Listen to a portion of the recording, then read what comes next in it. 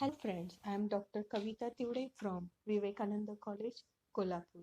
I welcome you all for the presentation on William Wordsworth's poem Daffodils. William Wordsworth's most famous poem, I Wandered Lonely as a Cloud, as it is known as Daffodils. This poem is about the poet's kinship with nature and how the memory of the daffodils dancing cheers him whenever he recalls them. Let us see the poem. I wandered, lonely as a cloud that floats on high over wells and hills, when all at once I saw a crowd, a host of golden daffodils, beside the lake, beneath the trees, fluttering and dancing in the breeze. Dear friends, the speaker describes how he walked around and felt as lonely as a cloud.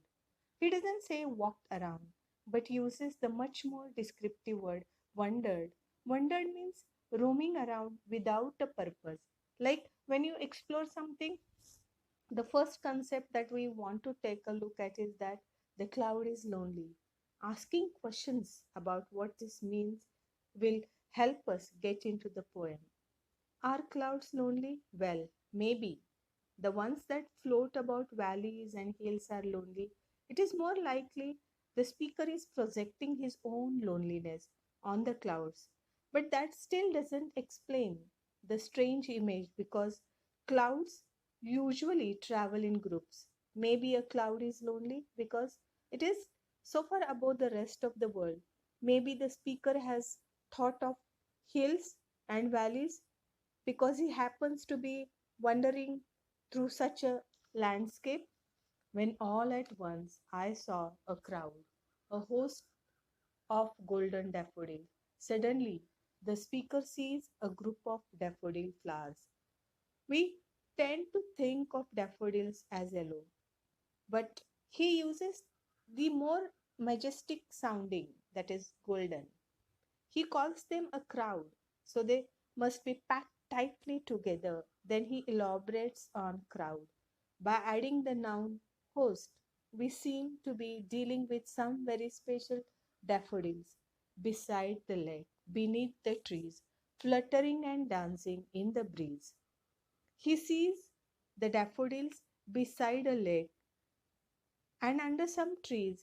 It is a breezy day, and the flowers flutter and dance on their stem. Dear friends, William Wordsworth lived in a part of England known as the Lake District, which is filled with lots of hills, valleys, and of course, lake. We can assume he is walking in a fairly remote and wild part of the countryside. Dancing is something that usually only humans do. The daffodils are given the qualities of human. Now, let us see second stanza of the poem. Continuous as the stars that shine and twinkle on the Milky Way, they stretch in never-ending line. Along the margin of a bay, 10,000 saw I at a glance, tossing their heads in sprightly dance. There are a whole lot of daffodils, more daffodils than he has probably ever seen before. The flowers stretch continuously without a break, like the stars in the Milky Way galaxy, each one gleaming like a star. The comparison to stars provides new evidence that the speaker is trying to make us think of angels. They stretch in never ending line along the margin of a bay.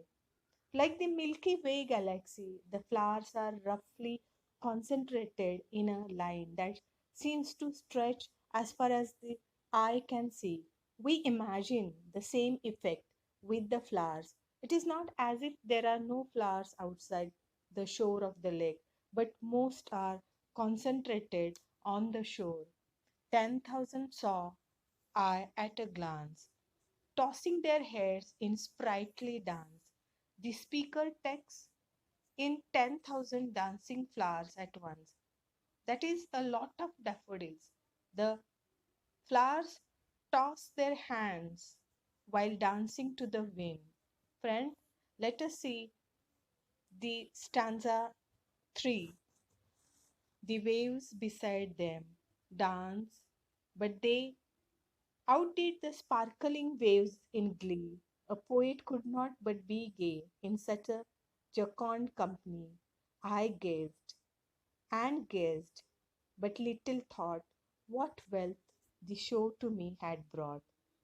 Dear friends, the waves also dance in the breeze, but the daffodils seem happier than the waves. We know from Dorothy Wordsworth's journal that the day that inspired this poem was a stormy one.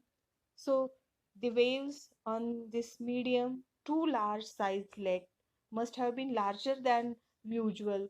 The waves sparkle, which creates yet another association with the stars. Everything seems to be gleaming, twinkling, shining, sparkling. A poet could not but be gay in such a jocund company.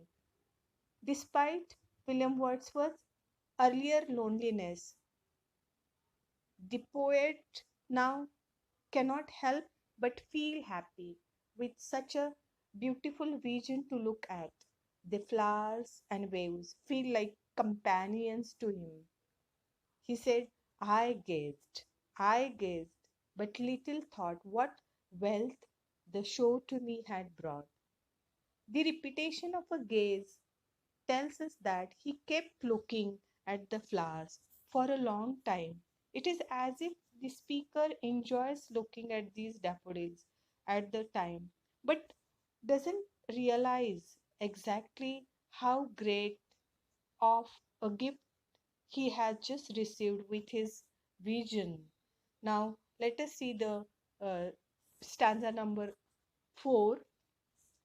4 of when on my couch I lie in vacant or in pensive mood, they flash upon that inward eye, which is the bliss of solitude. And when my heart with pleasure fills and dances with the daffodils. Dear friends, now the speaker explains why the daffodils were such a great gift to him. He moves suddenly into the future, back from the lake and the windy day. He is describing a habitual action, something he does often. He often sits on his couch with no great thoughts. They flash upon that inward eye, which is the bliss of solitude. So often, when our speaker gets in these downer moods, the image of the daffodils flashes through his mind. The inward eye expresses what Wordsworth felt to be a deeper, truer spiritual vision. A person cannot share his or her own spiritual vision completely with others. So it is a form of a solitude. And then my heart with a pleasure fills and dances with daffodils.